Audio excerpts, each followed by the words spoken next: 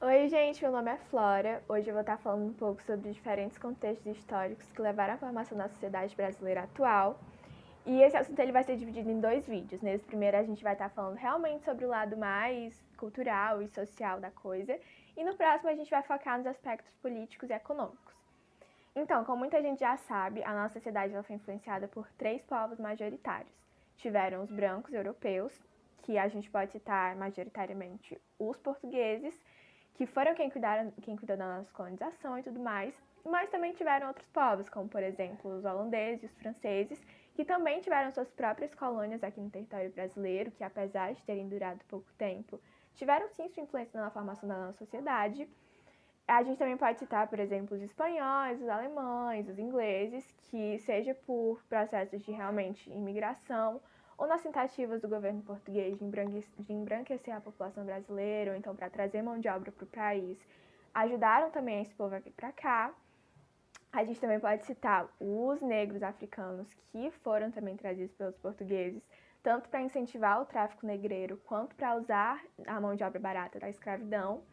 E claro, os nativos indígenas, que apesar de hoje em dia estarem uma população bem menor do que a original e bem menor do que a que deveria ter se tivesse havido um processo natural, ele ainda assim influencia e influenciou de uma forma absurda na formação da nossa sociedade. Então, tendo esses três povos convivendo em um mesmo território, houve inevitavelmente o processo de miscigenação, de mistura desses povos, que desencadeou no que é a nossa sociedade atual. E um filósofo não, sociólogo brasileiro, que estudou muito a influência da miscigenação e o próprio processo de miscigenação na sociedade brasileira, foi o Gilberto Freire. A obra principal dele, que uma das que trata mais abertamente sobre isso, é Casa Grande Senzala, que ele foca mais na convivência entre o branco, que seria representado pelo senhor, que vivia na Casa Grande, e pelo negro escravo, que vivia na senzala, e a relação deles, a convivência deles e o processo que levaria à miscigenação. Ele abordou essa prática da miscigenação como algo positivo, que na época, no caso, ela não era vista dessa forma, era visto como um processo que iria sujar a sociedade brasileira, então não era visto com bons olhos um branco se envolver com um preto, independente da classe social, que normalmente eram classes sociais muito diferentes. Mas ele, nesse caso, colocou um contraponto. Ele viu isso como algo que provaria que esses dois povos conseguiriam conviver de uma forma pacífica, que poderia sim haver um respeito mútuo entre essas duas etnias, esses dois povos. E então ele trouxe essa mudança de ponto de vista sobre um assunto que ainda era muito estigmatizado na época. Também pode citar que um outro sociólogo brasileiro, mas entretanto ele não era da mesma geração do Gilberto Freire, o Florestan Fernandes, que é esse próximo que a gente vai citar, ele era da geração de 60, enquanto o Gilberto Freire era da geração de 30. Mas o Florestan Fernandes ele vai fazer uma análise do mito da democracia racial, que ainda existe, mas que na época dele ainda era um estigma maior dentro da nossa sociedade. Ele vai abordar um pouco, vai citar e vai usar aspectos de Casa Grande Senzala, do Gilberto Freire, para provar que não existe uma democracia, realmente uma democracia racial dentro do Brasil, que nesse caso seria um modo de governo que influenciaria que de forma que dentro da sociedade não haveria um preconceito muito forte contra o preto, contra, enfim, outras raças. Dessa forma, a gente sabe que isso não existe porque ainda hoje existe um racismo e uma cultura racista extremamente forte, não somente dentro da sociedade, mas no mundo inteiro. E assim como muitas pessoas ainda veem, mas na época em que foi lançado Casa Grande Senzala, enxergavam mais e pregavam mais que seria o que estaria incutido dentro da obra, eles viam que o Gilberto Freire estava falando que esse aspecto de os negros e os brancos poderem conviver pacificamente, poderem se respeitar mutuamente, seria uma construção de um mito de democracia racial, que não seria algo que existiria, mas que ele pregaria como se fosse, sendo que isso não era o que acontecia. E aí o Gilberto Freire ele também vai analisar isso dessa forma, e ele, por ter um pensamento de cunho marxista, ele também vai focar muito nas desigualdades sociais, ele foca dessa forma na questão racial, trazendo para o fato de que o branco e o preto eles teriam locais sociais e estariam inseridos em classes sociais muito diferentes. E ele também, nas obras dele, vai buscar formas de combater isso, de resolver isso, também de forma marxista, levando para o lado de que precisa haver uma revolução proletariada, mas isso já é outra história. E aí, uma das principais obras dele que trata sobre esse assunto é o mito da democracia racial, realmente,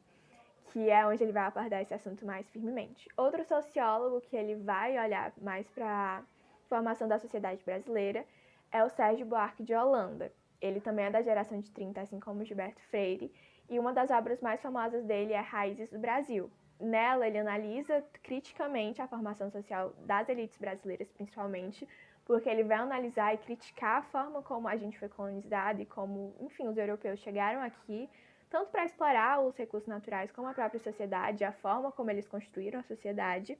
E ele vai criar o conceito de homem cordial. Ele vai dizer que o brasileiro ele é um homem cordial e que isso significaria que a gente meio que usaria de uma personalidade muito pessoal, que meio que seria intimista e que chegaria para as pessoas com certa intimidade, com pessoalidade, independente do contexto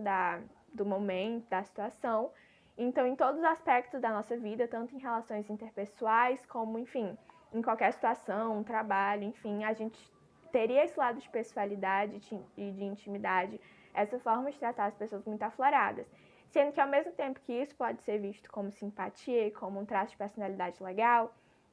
ele vai trazer à tona de que isso também vai ser usado muito frequentemente como forma de tirar vantagem dos outros e das situações, uma forma de realmente explorar a boa vontade dos outros e de conseguir o que você quer segundo os próprios interesses. E que isso seria uma visão extremamente egocêntrica da gente, dos interesses, de como a vida funcionaria. E nesse caso ele vai olhar para isso como uma forma de criticar o processo de colonização e de como o português ele vai ter tratado essa formação da sociedade, essa exploração dos outros e das relações sociais.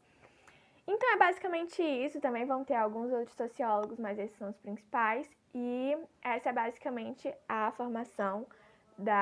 a forma como alguns enxergaram a formação da nossa sociedade a partir dos contextos históricos e dos povos que influenciaram a gente. Na cultura, a gente claramente vai observar a influência dos povos indígenas, tanto na nossa culinária como no nosso modo de viver, enfim. A influência do... Claro que a gente também vê que isso não é uniforme em todo o Brasil, nessa forma de influência. Por exemplo, a gente vai ver que os brancos, os europeus, como a citar os alemães, os holandeses, eles tiveram, por exemplo, muito mais influência no sul, onde a gente pode ver isso até na arquitetura,